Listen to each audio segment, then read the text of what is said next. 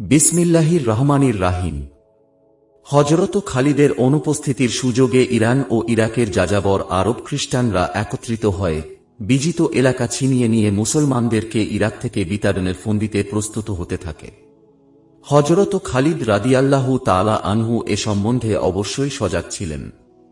হযরত খালিদ রাদিয়াল্লাহু তাআলা আনহু ইরানী ও খ্রিস্টানদের এ গোপন আঁতাতের কথা অবগত হয়ে ইয়াজ সন্ধি বাহারে হীরায় আসেন। এসেই তিনি ইয়াজকে হীরায় রেখে কাকাকে হাসিব পাঠালেন। এখানেই ইরানী ও আরব খ্রিস্টানরা সমবেত হয়েছিল।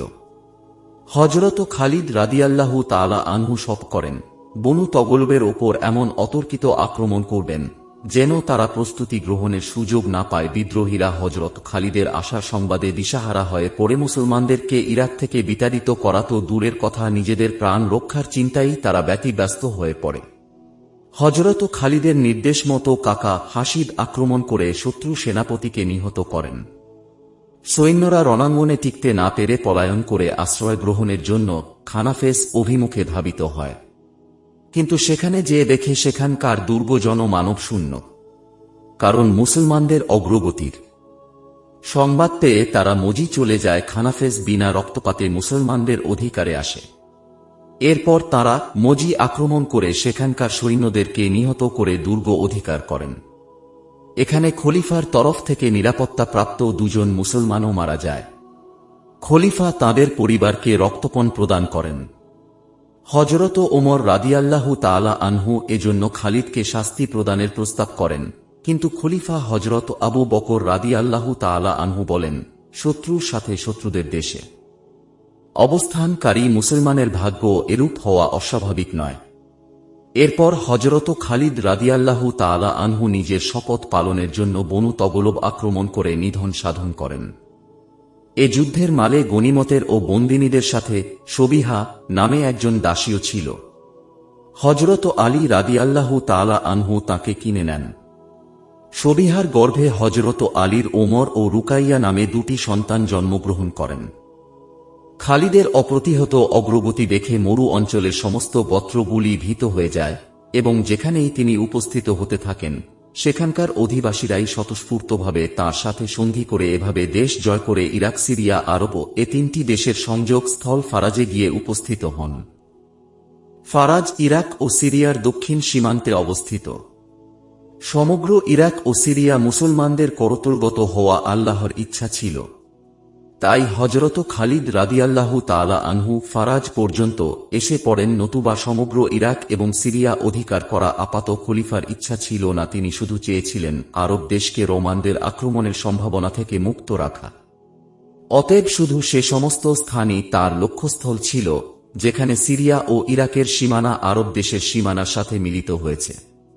এ সমস্ত স্থানে শান্তি শৃঙ্খলা যদি বজায় রাখা যায় তাহলে রোমীয়দের আর আরব দেশ আক্রান্ত হবার আশঙ্কা থাকে না। যাই হোক, আল্লাহর অভিপ্রায় অনুযায়ী খালিদ রাদিয়াল্লাহু তাআলা আনহু ফারাজ পর্যন্ত পৌঁছান। এখন মুসলমানদের জন্য দক্ষিণ প্রান্ত থেকে সিরিয়া এবং ইরাক সীমান্ত থেকে রোমীয়দের ওপর আক্রমণ করা সহজ হয়ে যায়। ইরাক বা ইরান সীমান্ত থেকে রোমীয়দের ওপর আক্রমণের পথ মুক্ত হবার কথা হযরত আবু বকর রাদিয়াল্লাহু তাআলা আনহু কোনো সময় ধারণাও করেননি। আল্লাহর মেহেরবাণীতে হযরত খালিদ রাদিয়াল্লাহু তাআলা আনহু কর্তৃক এক অভাবনীয় বিজয় সম্ভব হয়ে যায়। খালিদ রাদিয়াল্লাহু তাআলা আনহু ফারাজে 1 মাস কাল অবস্থান করেন। এখানে তিনি পূর্ব ও পশ্চিম দিক থেকে যথাক্রমে ইরানী এবং রোমীয়দের দ্বারা পরিবেষ্টিত ছিলেন। তারা ভেতরে ভেতরে যোগাযোগ করে যৌথ আক্রমণের এখানেই খালিদের বাহিনীকে পর্যুদস্ত করে দিতে ফন্দি আঁটে। রোমীয় শক্তি ও খালিদের বাহিনীর মধ্যে ব্যবধান ছিল শুধু ফুরাত নদী। এদিকে চারদিকে পরাজিত আরব গোত্রসমূহ যাদের নেতৃবৃন্দ খালিদের হাতে নিহত হয়েছিল তারা সকলেই ছিল সুযোগান্বেষী। তারা আত্মরক্ষার জন্য মাত্র সাময়িকভাবে সন্ধি করেছিল। এ বিপজ্জনক অবস্থা সম্বন্ধে খালিদ রাদিয়াল্লাহু তাআলা আনহু অজ্ঞ ছিলেন না। তাঁর ইচ্ছা হলে হীরায় ফিরে গিয়ে সৈন্য সংখ্যা বাড়াতে পারতেন, কিন্তু তিনি তা করেননি। কেননা শত্রুকে কাছে দেখে তিনি আর আক্রমণের লোভ সামলাতে পারলেন না। শত্রু সৈন্যর সংখ্যাধিক্যকে তিনি কোনো দিনই পরোয়ার করেননি, এখনও করেন না। তিনি ধীর স্থিরভাবে যুদ্ধের জন্য প্রস্তুত হতে থাকেন। রোমিয়ারা খালিদের বিক্রম এবং রণকৌশল সম্বন্ধে এখনও পরিচয় লাভ করেনি। সুতরাং পূর্ণ একটি মাস খালিদের বাহিনীকে এখানে অকর্মণ্য অবস্থায় বসা দেখে তারা ইরানীদের সাথে যোগাযোগ স্থাপন করে উভয় পক্ষই বিরাট বাহিনীসহ খালিদের দিকে অগ্রসর হয়। তাছাড়া খালিদের হাতে পরাজিত বিভিন্ন গোত্র রোমীয়দের সাহায্যার্থে এগিয়ে আসে। মিত্রশক্তির বিরাট বাহিনী নদীর অপর পারে এসে খালিদকে সংবাদ পাঠায়, তোমরাই নদী পার হবে না আমরা। খালিদ উত্তরে বলেন, তোমরাই এসো। শত্রুপক্ষ নদী পার হতে আরম্ভ করে। এদিকে হযরত খালিদ রাদিয়াল্লাহু তাআলা আনহু সৈন্য বিন্যাসে মনোনিবেশ করেন। হযরত খালিদ রাদিয়াল্লাহু তাআলা আনহু মুজাহিদগণকে নির্দেশ দেন, তোমরা সর্বদা শত্রুর গোটা বাহিনীকে বেষ্টন করে রাখবে, তারা যেন পৃথক হয়ে অস্ত্র চালনার সুযোগ না পায়। ওদিকে মিত্র শক্তির সেনাপতি বিভিন্ন গোত্রকে পৃথক পৃথকভাবে মুসলমানদেরকে আক্রমণ করতে আদেশ দেয়। সুতরাং প্রত্যেকে পৃথক পৃথক আক্রমণের জন্য প্রস্তুত হয়। এদিকে শত্রু বাহিনী ময়দানে আসা মাত্র মুজাহিদ বাহিনী তাদেরকে বেষ্টন করে ফেলেন। তারা মুসলমানদের প্রতি অস্ত্র চালাবার সুযোগই পায় না। চারদিক থেকে মুজাহিদ বাহিনী একতরফা তাদেরকে হত্যা করতে থাকেন। মুজাহিদ গণের সামনে টিকতে না পেরে তারা পালাতে আরম্ভ করে। ঐতিহাসিকগণ এ যুদ্ধে রোমীয়দের নিহতের সংখ্যা 1,00,000 লিখেছেন। আল্লাহ সর্বজ্ঞা জ্ঞাত। বিজয় লাভের পর হযরত খালিদ রাদিয়াল্লাহু তাআলা আনহু 10 দিন ফারাজে কাটিয়ে 12 হিজরির 25শে জিলকাদা হীরা যাত্রা করেন। হযরত খালিদের প্রতি আল্লাহর অপার অনুগ্রহ এটাই যে তিনি যে যুদ্ধেই ঝাঁপিয়ে পড়েছেন, আল্লাহ তাকে বিজয় দান করেছেন। আল্লাহর এ অনুগ্রহের কথা স্মরণ হওয়া মাত্র কৃতজ্ঞতায় তাঁর মাথা নত হয়ে আসে। ফাবাজের যুদ্ধে জয় লাভের পর আল্লাহর প্রতি শুকরিয়া আদায়ের উদ্দেশ্যেও তাঁর হৃদয়ে হজক্রিয়া সমাধা করার ইচ্ছা প্রবল হয়ে জেগে ওঠে। অথচ এ আশঙ্কাও তাঁর মনে জাগরুক ছিল যে তাঁর অনুপস্থিতিতে ইরাকবাসীরা বিদ্রোহী হয়ে মুসলমানদের কোনো ক্ষতি সাধন করতে পারে, কিন্তু এতেও তাঁর হজস্পৃহা প্রদমিত হয়নি। উভয় দিক রক্ষা করার জন্য তিনি গোপনে হজ করার সিদ্ধান্ত গ্রহণ করেন। ইসলামী সেনাবাহিনীর বিশিষ্ট কয়েকজন সেনাপতি ব্যতীত তিনি এ গোপন সফরের কথা আর কাউকে জানতে দেননি। ওদিকে খলিফার বিনা অনুমতিতে যুদ্ধক্ষেত্র পরিত্যাগ করার অধিকার যে তাঁর নেই তা তিনি জানতেন, কিন্তু অনুমতি নেয়া হলে সেনাবাহিনীর কাছে তাঁর অনুপস্থিতি গোপন থাকবে না। তাছাড়া তাঁর এতটুকু আত্মবিশ্বাস ছিল যে তিনি খলিফাকে সম্মত করতে পারবেন। তাই সেনাবাহিনীকে হীরার দিকে পাঠিয়ে হজের অদম্য স্পৃহা পূর্ণ করণার্থে সামান্য কয়েকজন সাথী নিয়ে হজ যাত্রা করেন। তিনি শহর ও প্রকাশ্য রাস্তা থেকে সরে অপ্রকাশ্য পথে মক্কা যাত্রা করেন। সেনাপতি হিসেবে তিনি বহু পাহাড় পর্বত মরুপ্রান্তর ও বন জঙ্গলের রাস্তায় চলতে অভ্যস্ত ছিলেন। কাজেই পথ চিনতে তাঁর অসুবিধা হল না। পথে কোনোখানে কোনো পরিচিত লোকের সাথে তাঁর সাক্ষাৎও হল না। হজের পূর্বেই তিনি মক্কায় পৌঁছান। হজ সমাধা করে তিনি পুনরায় হীরা যাত্রা করেন। আশ্চর্যের বিষয় এটাই যে মক্কায় থাকাকালে কোনো পরিচিত লোকের সাথে তাঁর দেখা হয়নি। হযরত আবু বকর রাদিয়াল্লাহু তাআলা আনহুও সে যাত্রা হজে অংশগ্রহণ করেছিলেন বলে কোনো ঐতিহাসিক বর্ণনা করেন। তিনিও খালিদের হজের কথা জানতে পারেননি। যা হোক, যে পথে গিয়েছিলেন সে পথেই তিনি হীরায় ফিরে আসেন। তাঁর সেনাবাহিনী হীরার কাছাকাছি হয়েছে মাত্র, এখনও শহরে প্রবেশ করেনি, এমন সময় তিনি তাদের সাথে এসে মিলিত হলেন। কেহই জানতে পারে না যে সেনাপতি ইতোমধ্যে হজ সমাধা করে এসেছেন। হযরত খালিদ রাদিয়াল্লাহু তাআলা আনহু এখন ইরাক বিজয় সম্পূর্ণ করেছেন। ওদিকে মনের অদম্য বাসনা হজ ও সমাধা করে এসেছিলেন। তাঁর মন এখন খুব শান্ত। অতএব তিনি এখন ইরানের রাজধানী মাদায়েন জয় করার আশা পোষণ করতে থাকেন। কিন্তু তাঁর এ মনোবাঞ্ছা পূর্ণ করার ইচ্ছা আল্লাহর ছিল না। বিশ্বনিয়ন্ত্রা রহমানুর রাহিমের ইচ্ছা ছিল তখন তাঁর দ্বারা রোম সাম্রাজ্যকে ইসলামের পদানত করা। ইরানের অন্তর্গত ইরাকে হযরত খালিদের রণকৌশল, শৌর্য, বীর্য এবং যুদ্ধ বিদ্যায় পারদর্শিতা যে ইতিহাস সৃষ্টি করেছিল, প্রাচ্য রোমীয়দের অন্তঃকরণে এর প্রতিক্রিয়া ভীষণভাবে দেখা দেয়। ইরাকের সীমান্তে যেমন লখম, বনু তগলব, আইজাদ এবং নামের গোত্রসমূহের আরব খ্রিস্টানদের বস্তিসমূহ ছিল, অনুরূপ সিরিয়ার সীমান্তেও বনু আঘরা, বনু উদ্ওয়ান, বনু বহরা এবং বনু গাসসান নামে আরব গোত্রগুলোর বস্তি ছিল। রোমীয়দের প্রবল ধারণা ছিল যে মুসলমানগণ যদি রোম রাজ্য আক্রমণ করে, এ যাযাবর গোত্রগুলো ইরানি গোত্রগুলোর ন্যায় সহজেই মুসলমানদের সাথে হাত মেলাবে। সুতরাং আরব সীমান্তের সংলগ্ন সিরিয়া সীমান্তকে সুরক্ষিত করার জন্য রোমীয়রা তাদের সর্বপ্রকার শক্তি সিরিয়ায় এনে সমবেত করে। আশ্চর্যের বিষয় এটাই যে রাসূলে আকরাম সাল্লাল্লাহু আলাইহি ওয়াসাল্লামের যুগ থেকে খলিফা আবু বকর রাদিয়াল্লাহু তাআলা আনহু এর যুগ পর্যন্ত রোমীয়রা আক্রমণ করতে পারে, এ ভয়ে সিরিয়ার সংলগ্ন আরব সীমান্তকে সুরক্ষিত করার প্রতি বিশেষ গুরুত্ব প্রদান করা হয়েছিল।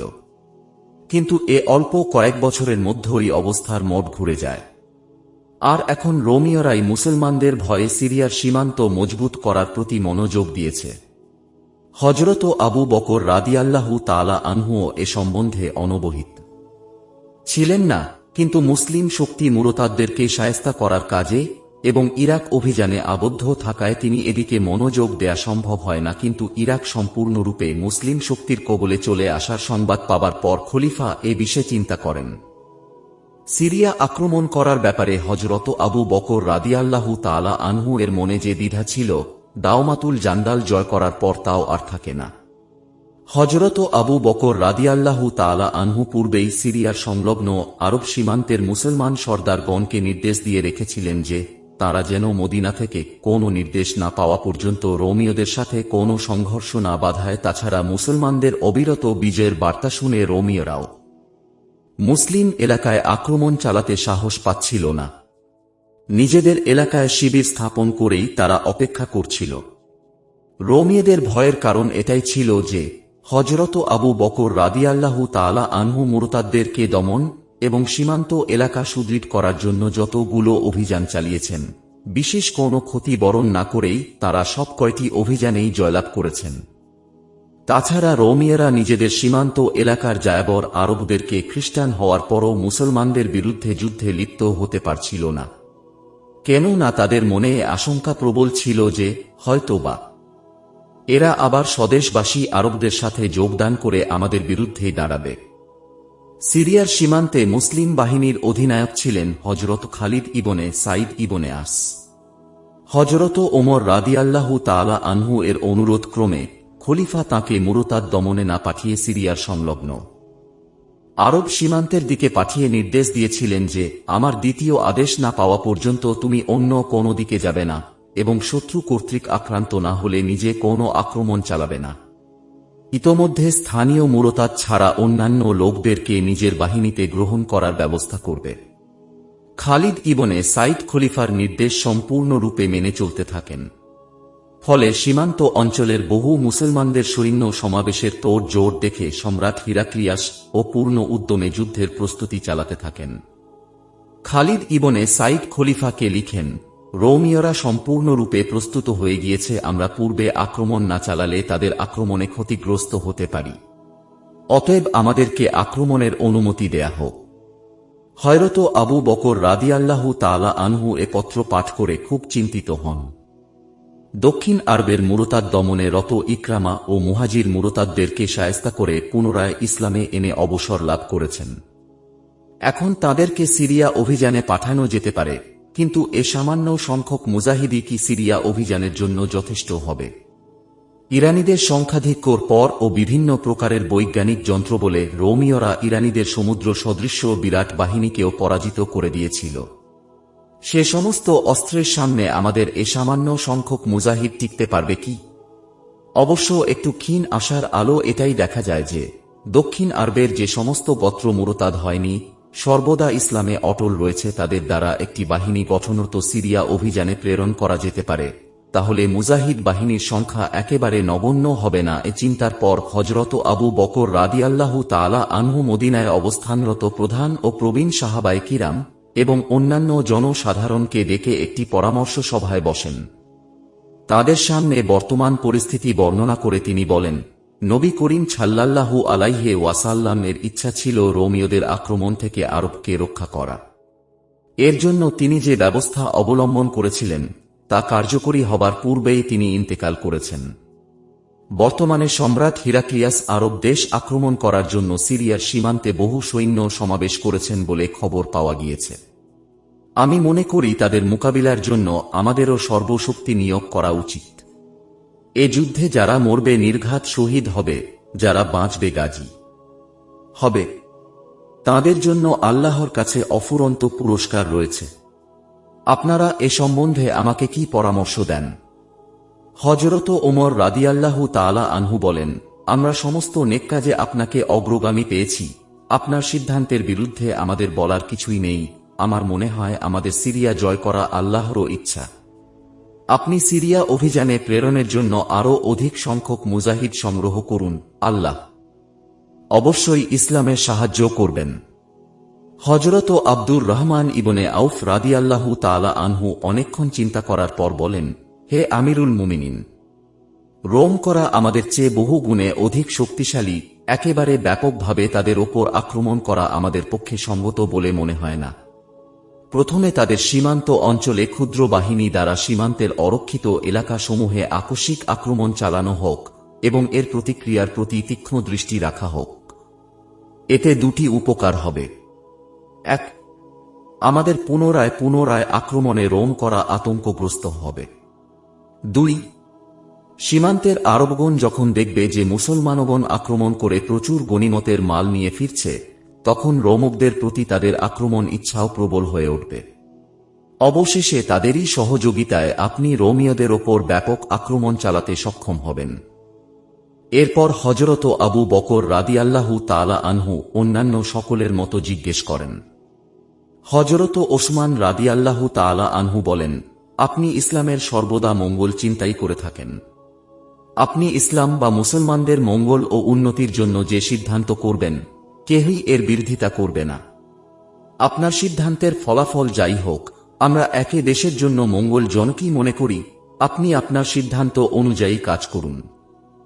এরপর সকলেই হযরত ওসমান রাদিয়াল্লাহু তাআলা আনহু এর কথায় সায় দিয়ে বলেন, আপনি আমাদেরকে যে কোনো আদেশ প্রদান করেন, আমরা সর্বান্তকরণে তা পালন করে যাব।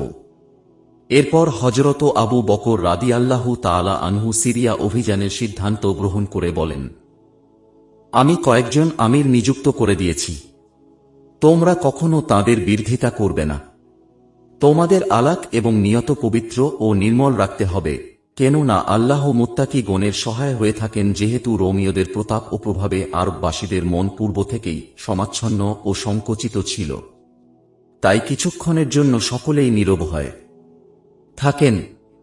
হযরত ওমর রাদিয়াল্লাহু তাআলা আনহু এটা দেখে বলেন, ওহে জনগণ, তোমাদের কি হল? তোমরা খলিফার আহ্বানে সাড়া দিচ্ছ না কেন? অথচ তিনি সর্বদা তোমাদের মঙ্গলের চিন্তাই করছেন। একথায় সকলের মনেই প্রতিক্রিয়ার সৃষ্টি হয়। সকলেই সিরিয়া অভিযানের জন্য প্রস্তুত হতে থাকেন।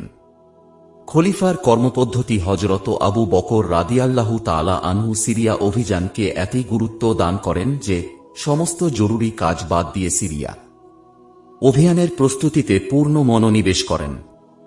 ইতোমধ্যে সিরিয়ার সীমান্ত থেকে খালিদ ইবনে সাইদ রাদিয়াল্লাহু তাআলা আনহু কর্তৃক প্রেরিত দূত জারির ইবনে আব্দুল্লাহ এসে নিজেদের কয়েক দফা দাবি দাওয়া খলিফার দরবারে পেশ করেন।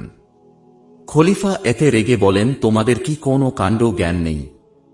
গোটা মুসলিম জাতি যখন দুপার্শ্বই প্রাণসংহারক ভীষণকায় দুঃসিংহের কবলে পতিত, ইরান ও রোমরূপ সিংহদ্দলের ভয়ে যখন জাতির প্রাণ ওষ্ঠাগত, তখন তোমরা এসেছ নিজেদের দাবি দাওয়া পেশ করতে। তুমি এখনই ইরাকে খালিদ ইবনে ওলীদের কাছে চলে যাও। যেহেতু খালিদ ইবনে ওলীদ রাদিয়াল্লাহু তাআলা আনহু তখন ছিলেন হিরায়, তাই জারির হীরা যাত্রা করেন খলিফা আবু বকর রাদিয়াল্লাহু তাআলা আনহু খিলাফতের শুরু থেকেই যুদ্ধ বিগ্রহে জড়িয়ে পড়েন। উসামা ইবনে জায়েদের সিরিয়া অভিযান থেকে আরম্ভ করে বিদ্রোহী মুরতাদ ভণ্ড নবী এবং ইরাকের মরু অঞ্চলের অভিযান এসবের চিন্তাই তাঁকে দিনরাত ব্যস্ত থাকতে হতো। কখনো ইরাকের বিস্তীর্ণ মরু অঞ্চলে যুদ্ধরত মুজাহিদিনের সাহায্য ও রসদের চিন্তা, আবার কখনো তাঁদের পরিবার বর্গকে সুখ স্বাচ্ছন্দ্য এবং ভরণ পোষণের চিন্তা। তারা কোনো প্রকার দুঃখ কষ্ট বা অভাব অভিযোগে আছে কিনা সে চিন্তাও তাঁরই করতে হতো। অপরদিকে দক্ষিণাঞ্চলের যে সমস্ত পূর্ণ ইসলাম গ্রহণকারী মুরতাদ বশ্যতা স্বীকার করার পর আনুগত্য অক্ষুণ্ণ থাকে না, আবার মাথা চাড়া দিয়ে ওঠে, সেসব খোঁজ খবরও তাঁরই রাখতে হতো। কোন রণাঙ্গন থেকে জয়লাভের সংবাদ এলে তিনি আনন্দিত হতেন এবং আল্লাহ পাকের শুকর গুজারি করতেন। আবার কোন স্থান থেকে পরাজয়ের সংবাদ পেলে দুঃখিত হতেন এবং আল্লাহর সাহায্য কামনা করে এ বাহিনীর ও সেনাপতির দুর্বলতা কিভাবে দূর করা যায় সে চিন্তা করতেন।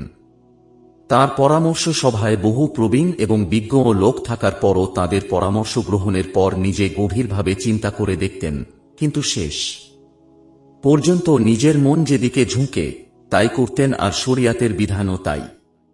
তিনি আরও মনে করতেন যে পরামর্শদাতাদের কাছে কেহ কৈফিয়ত চাবে না, জনসাধারণের কাছে আমাকেই কৈফিয়ত প্রদান করতে হবে। তিনি এ দায়িত্বকে এতই বড় মনে করতেন যে মুরতাদদের সাথে যুদ্ধ চলতে থাকা কালে মদিনা ছেড়ে কোথাও না যাবার প্রতিজ্ঞা করেছিলেন। সবসময় মদিনায় থেকে তখনকার কর্তব্য সম্বন্ধে প্রতিনিয়ত চিন্তা করতেন। মুজাহিদ বাহিনীর কিভাবে সাহায্য করা যায়, বিজিতদের সাথে কিরূপ ব্যবহার করা হলে তাদের মন জয় করা যায়, বিজিত এলাকায় শাসন ব্যবস্থা কি রূপ চালু করা উচিত, এসব বিষয়ে সর্বদা গভীর চিন্তায় নিমগ্ন থাকতেন। মুরতাদ ও বিদ্রোহীদেরকে দমন করার পর মুজাহিদগণ ইরান ও রোমের দিকে মনোযোগ দেন। ইরানের অন্তর্গত ইরাকে যখন যুদ্ধ পোল আকার ধারণ করে তখন খলিফার কর্মব্যস্ততা বহু গুণে বৃদ্ধি পায়। তিনি তখন রাষ্ট্রীয় কর্তব্য ছাড়া অন্যান্য কর্তব্য থেকে সম্পূর্ণরূপে বিরত থাকেন, এমনকি নিজের জন্য কোনো চিন্তা করার সময় তাঁর ছিল না। তাঁর নীতি ছিল কঠোর ন্যায়পরায়ণতা ও প্রজা সাধারণের প্রতি সদ্ব্যবহার। তাঁর এ নীতি তাঁকে জনপ্রিয় করে তুলেছিল। তাঁর সংক্ষিপ্ত শাসন আমলে যে দৃঢ়তার পরিচয় দিয়েছেন তাই তাঁকে ইতিহাসে চিরস্মরণীয় করে রেখেছে। দাবিদারের দাবি পূরণ করতে এবং রাষ্ট্রের দাবি আদায় করতে বড় কঠোর ও দৃঢ় সংকল্প ছিলেন। তিনি জাকাত ভিন্ন অন্য কোনো প্রকার ট্যাক্স প্রজাদের ওপর ধার্য করেননি। প্রত্যেক গোত্র থেকে আদায়কৃত জাকাত সে গোত্রের মিসকিনদের মধ্যেই বিতরণ করেছেন। রাষ্ট্রীয় কর এবং গনিমতের মাল থেকে অর্থাৎ বাইতুল মাল থেকে নিজের জন্য অতিরিক্ত কিছুই ব্যয় করতেন না। শুধু নিজের ও পরিবারের সাধারণভাবে ভরণ পোষণের জন্য যা প্রয়োজন হতো তাই গ্রহণ করতেন। বাইতুল মালের অধিকাংশ অর্থই যুদ্ধের জন্য ব্যয় হতো। অবশিষ্ট গরিব মিসকিনদের মধ্যেও বিতরণ করতেন। তিনি প্রত্যেক দিন বাইতুল মালে বহু অর্থ জমা হতো। তখন অনেকেই তাঁকে বাইতুল মালের জন্য প্রহরী নিযুক্ত করার পরামর্শ দেন, কিন্তু তিনি বাইতুল মালের দৈনিক আমদানি দৈনিকই প্রাপকদের মধ্যেও বিতরণ করে দেন। বিশেষ কোনো সঞ্চিত থাকে না, কাজেই প্রহরীর আর প্রয়োজন হতো না। ভাগেও তিনি সমতা রক্ষা করতেন। ইসলাম গ্রহণে অগ্রবর্তী বা পরবর্তী, স্বাধীন পরাধীন, দাস দাসী, নারী পুরুষ, সাধারণ সম্ভ্রান্ত ইত্যাদি কোনো বিষয়েরই তারতম্য করতেন না। কেহ তাকে এসব বিষয়ে তারতম্য করার কথা বলার পর বলতেন, যারা আগে ইসলাম গ্রহণ করেছেন তারা আল্লাহ কাছে তাদের পুরস্কার পাবেন, ইহলোকে তাদের কোনো অগ্রাধিকার নেই। তাঁর ন্যায়পরায়ণতা, সততা ও সাম্যর জন্য সকলেই তাঁর ভক্ত হয়ে পড়েছিল। হযরত ওমর রাদিয়াল্লাহু তাআলা আনহু ছিলেন তাঁর পরম বন্ধু ও পরামর্শদাতা। এরূপে হযরত ওসমান, আলী, তালহা, জুবাইর রাদিয়াল্লাহু তাআলা আনহু প্রমুখ শ্রেষ্ঠ সাহাবীগণ ছিলেন বিশিষ্ট বন্ধু এবং পরামর্শদাতা। প্রত্যেকটি কাজেই তাঁদের পরামর্শ গ্রহণ করেছেন। নিজের কর্তব্য সর্বদা নিজেই সমাধা করেছেন। নিজের কর্তব্য অন্যর মাথায় চাপিয়ে দেয়া মোটেই পছন্দ করতেন না। তাঁর শাসন পদ্ধতিতে এরূপ বহু আদর্শ বিদ্যমান ছিল। পরবর্তী মুসলিম শাসকগণ বরং সারা বিশ্বের শাসক মণ্ডলী সেসব আদর্শ গ্রহণ করে থাকে।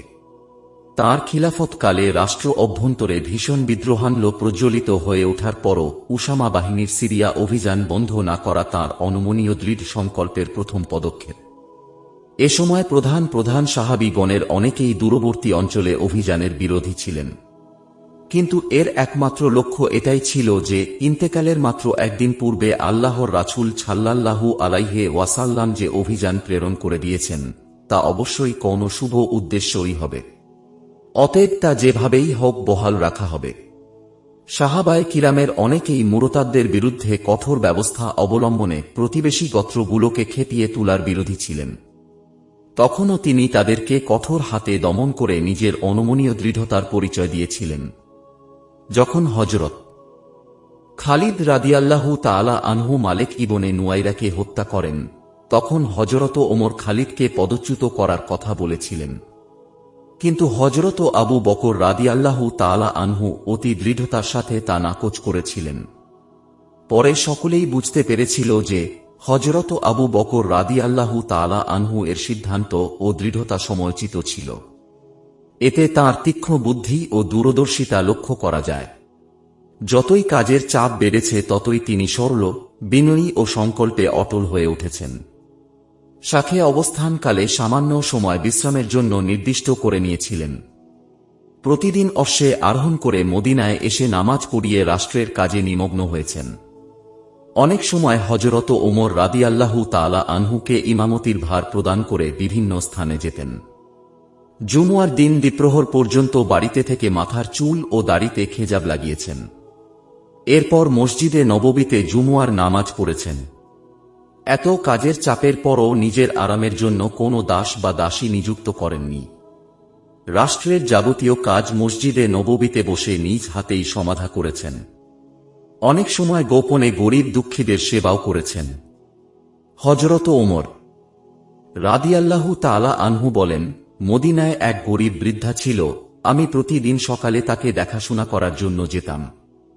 কিন্তু যে দেখি আমার পূর্বে কোনো একজন লোক এসে বৃদ্ধার সমস্ত কাজ করে গিয়েছে।